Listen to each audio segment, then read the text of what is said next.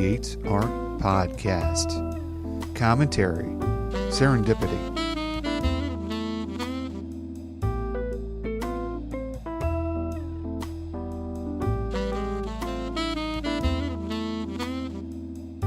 Hello, friends. This is Timothy Chemo Bryan, your head instigator for Create Art Podcast, where I use my over 30 years of experience in the arts and education world to help you tame that inner critic and create more than you consume. So in 2023, what I've been doing is I'm doing a deck of cards that my wife got me in the holiday season of 2022, and it's not called it's called Kickstart Creativity, and it's done by Bonnie Smith Whitehouse, and it's 50 cards, 50 prompted cards to spark inspiration. And I thought, why the heck is my wife giving me this? I mean, I'm the head instigator for Create Art Podcast. Shouldn't I know all this stuff? Well, I don't think any one person can know everything and be an expert in everything. So I just don't think our minds are made that way.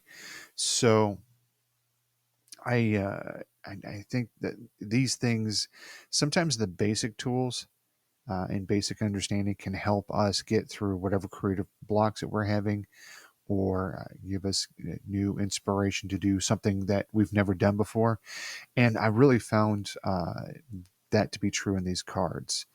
There's three types of cards. There's perspective cards, action cards, and intention cards, and they can be mixed together. And you can, take an intention card and an action card, or what have you, whatever you want to do with it. It's very free flowing, but um, these little cards have a ton of information on them.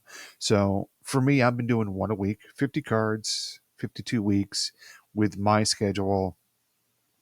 In April and November, I do writing challenges for that entire month. So for those 2 months, I don't do these cards, but for the rest of the year, that gives me enough material to cover one whole year plus. So I'm sure that in 2024, we'll be continuing on with these cards. I don't think we'll be done with them until then. But anyhow, they have challenges on what I call the back of the card, and a little definition or what they're kind of going after just right on top of the challenges.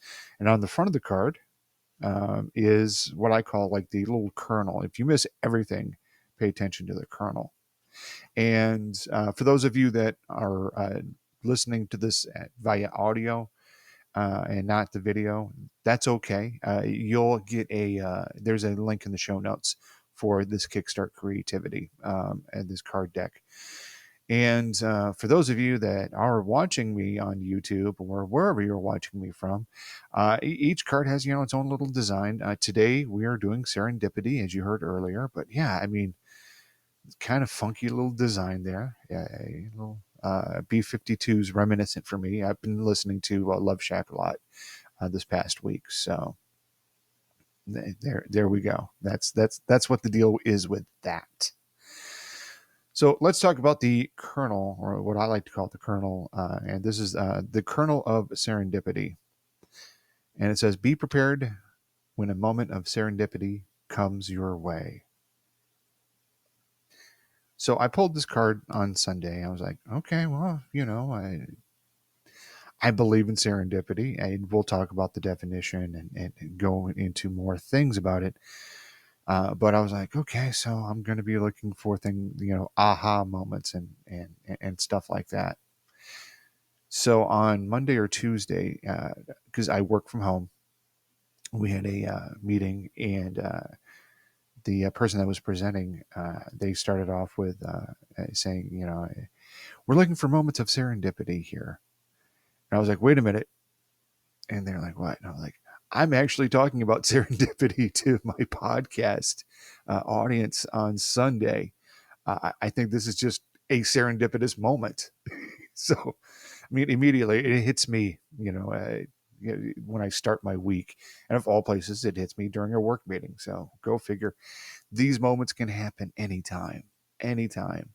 And it's good to be able to cultivate cultivate your environment so that that way they can either happen more often or you notice them more often. So be prepared for it. And the best way to do that is to cultivate your environment so that way those moments can happen, and to be open to those moments, and then to be open enough to recognize those moments, I guess. So let's dive into this. And you know me, I love definitions. And again, Cambridge Dictionary links again are in the show notes.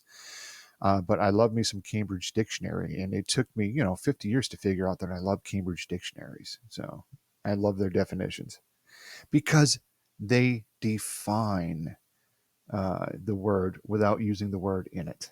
I mean, come on now, come on. Anyhow, serendipity, the fact of finding interesting or valuable things by chance. And, you know, these things, happy accidents. Later on today, behind me there, you know, it'll be a little Bob Ross action going on. I'll probably be reading a book, reading a poetry book actually by Ronica Merrill, who has a lovely book of poetry out. But anyhow, and she's been on the show. But anyhow, another serendipitous moment there. She's actually been on twice. But anyhow,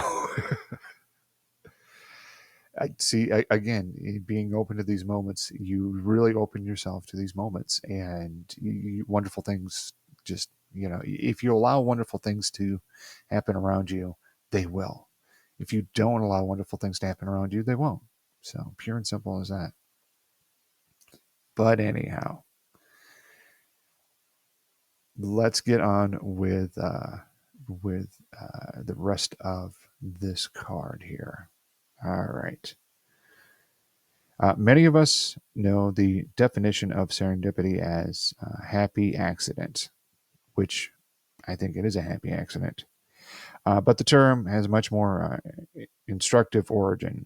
Horace Walpole uh, colored coined serendipity from a Persian tale titled "The Three Princesses of Serendipity," in which a trio of very observant princes discovered things they weren't necessarily looking for. Serendipity has led to new inventions and breakthroughs, discoveries, and we can train ourselves to be like those princes of serendipity, always on the lookout for precious gems waiting to be unearthed just off the beaten path. And I apologize. I am a horrible reader. My kids will tell you I am a horrible bedtime reader because glasses in my eyes and all that kind of stuff. It's slowed things down, but that's okay. It's a challenge for me to overcome. But yeah, it's. I mean, people have realized this whole serendipity thing is you need to be open to these things for them to happen. And when we're open for them to happen, then a lot of great things can happen if you want it to. That's the thing. You have to want it to happen. All right, let's look at our challenges here. Catalog. The first challenge is catalog the odd and weird. Document patterns even if you aren't sure what they might seem. So yeah, whenever people tell me, man, I'm running into a creative block. Okay. But it's like, there's this podcaster. I know podcasting crazy. I talk about it too. Jordan Harbinger, and he is a big proponent of. I don't. He didn't come up with this phrase, but he's a big proponent of it. Um, to dig the well before you need it, and what he means by that is, create that network that in case you get fired or in case you lose your job or in case everything goes up in smoke, you have that backup plan all ready to go. And you're having, for those of us that were in the military, having a ready bag good to go. And I really like that about him because he's preparing himself for the worst and for the best. And definitely that's something that we all should be thinking about doing for ourselves. And just being open to it, and being knowledgeable of when it's happening. So definitely you want to catalog that. So what I mean by going to the digging the well before you need it is, if you're cataloging all this stuff and you run out of an idea, then you go back to your little uh, catalog of ideas, and there it is. And so you go, okay, man, I've run out of ideas. Hold on, whoop, there it is. Oh yeah, I remember when I saw this, weird three-legged frog the other day, and I took a picture of it. Okay, cool. Let me throw this in the story, see what happens with it. You never know. You never know, and that way you can always be observant. That actually how it teaches you to be very observant about the world around you. Is if you're cataloging things, you're like, oh, that's weird. Let me write that down on a piece of paper. Take a quick snapshot of it with your phone or something. So, I challenge you to do that. I don't catalog stuff as much as I should. I more remember it, but the thing of it is that if I don't like take a picture of it or write it down or something like that, then I have all these things going on in my head. I can't hold on, or I can't grasp onto one very easily. The next challenge is enlist others to cultivate habits that can lead to serendipitous discoveries. Gather together and pool your observations. Well, that's what we can do here at Create Art Podcast. We can, talk about things that you've discovered, and things that your habits that help you have those serendipitous moments. That's what I'm doing right here with you right now. But I would love it if you told me what you're doing to catalog those moments, or if you have a way of cataloging those, and that you think might help others out. I have no problem. Let me know. You can email me, Timothy at createartpodcast.com, and I'd be happy to share that with everybody here. And I will definitely give you credit for it. So that's another challenge. Shoot me an email. Let me know about what you're doing out there in your neck of the woods. The third challenge is identify a recent blunder, mistake, or stumble you or your colleagues recently made. Before you clean it up, take a few minutes to study it. What might be gleaned from the experience? And a recent blunder. I don't know of any that happened in this past week. Um, I I always go back to the moment in college where a set designer and I were working on a grad student's thesis piece, and it was a two-act play. The first act was set 30 years in the past, and the second act was set, modern day. So, and we didn't have much of a budget. So, the way and the colors that the set designer used on the set and the colors that I used to light the set, we accidentally, because we were, going through finals too, and we were having a hard time, with all the stuff that we were doing. We didn't connect as much as we probably should have, but we had a wonderful, happy accident where I kind of knew where she was going and she kind of knew where I was going. So we kind of helped each other out without even talking about it. And when we did the first act, the set, looked a certain way. And then when we did the second act, without changing any of the set pieces, without changing any of the walls, you got that 30-year time difference. It was like, whoa.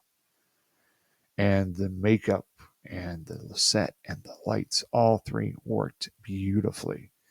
So those things can happen, but you really need to, at that time, because I was, working in academic theater, that's a good time to really learn to open yourself up to change.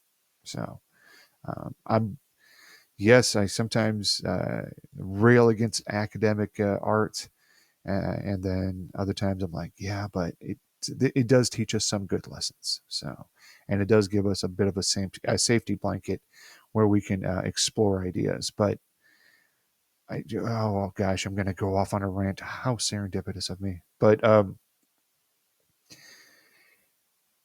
I think we're being very disingenuous to our youth when we put them in college and go here, do go be creative and blah blah blah, and everything is good and da da da da da. And we don't teach them the business side of whatever art they're going into. We don't give them a good solid foundation in that. And these kids go out in the world and they find that they're going to get eaten alive. And it's not, once the safety blanket of academia is gone, then it's sink or swim, and most people sink. And especially in the arts, they don't follow through on their passion. They don't follow through on what that kid going through high school going, man, I really want to do theater when I get out. And they go and their parents are like, oh my god. And they go do theater in high school and it's cool. Then they do it in college, it's cool. And then they go out in the real world and they find out, yeah, basically the only thing you're going to be doing is regional theater or community theater. And that is going to be very um, it should be another rant, another tangent I can go off on. It should be focused on that region, what that region needs, and improving that region and helping the people out there and entertaining them, yes, but addressing the concerns of the community. That way, the community will buy into it and go, yeah, no, these people are in touch. These people know what we're talking, what we're going through. So, anyways, a couple of moments there. I'm glad it's captured on video and audio. But and the mistake that I just the experience I just relayed to you about in college, it's not recent, but these things do happen. So it's good to be aware of them. When I was doing string paintings, those are all for me accidents. Those are some of them work out really good. And I remember when I had them in my office at work, when I actually went into a job, um, a lot of the people really enjoyed them. They're just like, wow, that's cool. And that's what that looks like to me. Is that what it is? And I'm like, if that's what it is to you, that's what it is. So, and they'd always be like, oh, okay, all right, Tim's having one of his artsy fartsy moments, and that's okay. They let me do that. All right, so we got some challenges out there for you. So, some points to consider for yourselves: the dance of chance and creativity. Um, yes, there is some chance. There is some luck when it comes to doing your art. The luck that the audience will find it is one thing. The luck that whatever you are attempting to do actually happens and is accomplished. Um, and then the chance that people have money in their wallet to go ahead and buy whatever artwork that you're putting out there. That's always a dance of chance and creativity. So, make sure that when they're coming into your studio that you see that they either have the correct credit cards that you take or cash or Venmo or what have you. Make sure that they give you all that information ahead of time. I'm kidding.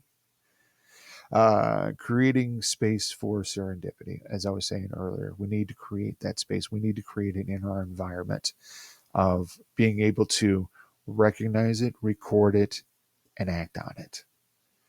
The mindset of a serendipitous artist.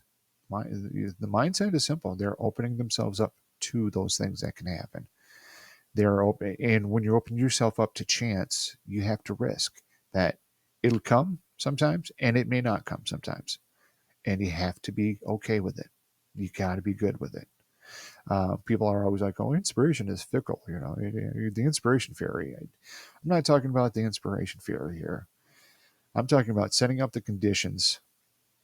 If the inspiration fairy is what you're going after, well, you need to set up the garden for the inspiration fairy to live in. And that's how you get the inspiration fairy to come and stay. If they like the environment, they're going to stay. If they don't, they're out the door. So if you want to go with that with me, that's where I'm going to go with you on that. Um, Turning accidents into art. Now, I'm not saying, oh, hey, go spill some coffee on some napkins and then poof, yeah, it's art. or just, oh, I'm going to throw some paint here and boom, it's art. But when accidents do happen while you're making your art, and we a lot, I'm assuming a lot of modern artists experience this, but if paint gets splashed a certain way, especially with drip painting, then they're like, oh, hey, cool, that looks, that's, we're going to call that art. uh, Whatever it is, for the practice that you're doing. Maybe it's an extra spin in a pirouette that you're doing. I don't know. But take those accidents and be open to go, you know what? Boom, it's done. What happened there? Let's leave it alone. Let's put it up on the wall, make a video of it, make an NFT of it, whatever. It's done. It's good. Being able to accept an accident and say, you know what? We're going to chalk that up to experience and luck, a little serendipitous luck. And then lastly, embracing that uncertainty. Sometimes it's going to work, sometimes it's not going to work. And you have to be okay with it. And when it doesn't work, let's learn from why didn't it work. And when it does work, let's learn from why it did work. So you can view things as an error, as a mistake and whatnot. But then what you do with that next step, if you just go, well, that was a mistake, I'll never do that again. Well, why was it a mistake? Let's try to get all the angles of, why we're calling this a mistake or an accident. Is it really an accident? Did we subconsciously know that if I add this to this, I'll get that? So, and I do believe there's a collective unconsciousness that we can tap into. So somebody out there knows it. And for some reason, your mind connected to that person and you did that, and there you go. So that can happen too. All right. Well, I've given you a lot of things to think about this week, and I hope you definitely enjoy it. If you're interested in talking more about this, or talking more about the Kickstart creativity cards, or wherever you're at in your journey, you can email me, timothy@createartpodcast.com. Obviously, if you're watching me on YouTube, you found my YouTube channel, so I don't need to tell you where it's at. But my YouTube channel is, the links to it are in the show notes for that. If you go to the website, it's real easy to do that. If you're on a different player, that's fine. Your player should link to my website anyways. If it doesn't, my website is createartpodcast.com, and you can find the podcast episodes under createartpodcast.com/episodes. A couple of things I want you to think about throughout your week here this week and later on, no matter when you listen to this. If you found any value in this podcast, I want you to go ahead and share it with a friend. Maybe they need to hear the podcast. If you didn't find this a 5-star worthy podcast, and I'm not going to ask you to go rate it, okay? Ratings and reviews are nice. They're social proof that you're out there and you're listening to me and you really love me. But I'm not going to ask you to rate it. I'm just going to ask you to reach out to me and say, hey, Tim, this wasn't a 5-star because X, Y, and Z. Okay, cool. I'm going to see what I can do to implement, your suggestions into it. But I can't know what your suggestions are because I have not perfected the art of reading your mind. So if you do me that honor by emailing me and let me know, be more than happy to take that into consideration. Now, like I said earlier, share this podcast with a friend. I run another podcast. I know, go figure, right? It's called Find a Podcast About, and that's where I help you outsmart the algorithm and find your next binge-worthy podcast. And I don't rate, but I talk about podcasts that I find really enjoyable, that entertain, that inspire, that really make you scratch your head and go, things that make you go, podcasts that make you go, maybe I should call it that. Anyhow, you can find that podcast over at findapodcastabout.xyz. And it's, if you're listening to me on an app, you can find that in your app there. But if you just want to go right to the website and, cut out the middle person, find a podcast about .xyz is the best place to find me. And, this whole YouTube thing, I'm trying out new things. I got a low profile arm, so that way my microphone isn't, my microphone isn't covering half of my face. I have a big head, but you don't need to see a microphone in front of me. Maybe you do. But let me know what you think about the whole YouTube channel. Are you getting something out of it? Again, emailing me at timothy@createartpodcast.com is the best way to get a hold of me. But if you leave a comment in the YouTube channel, I'll take a look at it there too. So feel free to tell me what you like and what you don't like, and we'll see if we can't make that happen for you. Mainly, the thing is, I want this to be the podcast that you go to for advice if you're stuck with something. Um, Maybe you just need to hear my voice and get inspired by it. Whatever that is for you, I want this to be here for you. And I consider it a honor and a privilege that you took the time out of your day to, hit play and throw on some headphones, or throw me on a wonderful sounding stereo system through your TV. However, you're listening to this or watching this, I consider that an honor, and I thank you very much for it. And I want to make sure that I'm not wasting your time, because your time is precious and so is mine. So it's time for me to sign out and put a bookmark in it again for this week. So remember, I want you to tame that inner critic. I want you to create more than you consume.